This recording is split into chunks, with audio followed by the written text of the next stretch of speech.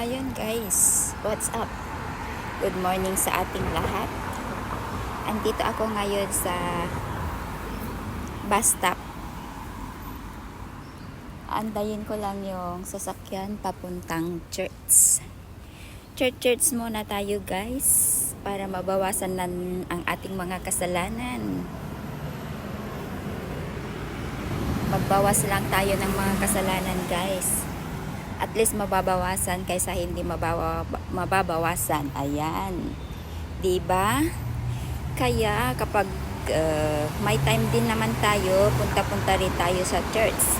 Habang tayo'y hindi lang sa pagbawas ng kasalanan, kundi magpasalamat sa Diyos kung ano man ang blessings na natatanggap natin. Ayan, ipagpasalamat natin sa Panginoon. Ayan guys. At saka humingi din ng to be safe us sa mga ating ano ba yan? Para safety tayo palagi sa Panginoon. Hindi lang sa pagbabawas ng kasalanan, kundi humingi din ng paggabay sa atin araw-araw, lalo na sa ating pagtatrabaho, na sana'y nasa mabuti tayong kalagayan. Ayan guys. What's up?